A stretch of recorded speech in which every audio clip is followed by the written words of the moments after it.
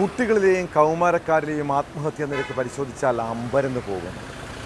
ചെറിയ പ്രായത്തിൽ ഇത്രയേറെ കുട്ടികൾ എന്തിനാണ് ജീവിതം വേണ്ടെന്ന് വെക്കാൻ തീരുമാനിക്കുന്നതെന്ന് സ്വാഭാവികമായും ചിന്തിക്കുന്നുണ്ടല്ലേ.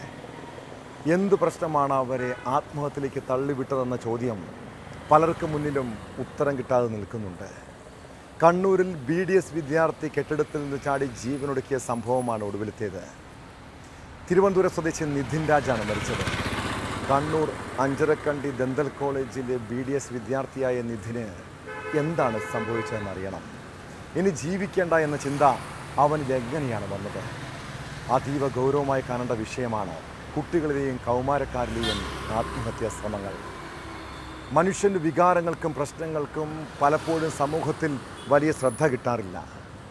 കുട്ടികളുമായി തുറന്ന് സംസാരിക്കാവുന്ന ബന്ധം എത്ര വീടുകളിലുണ്ട്?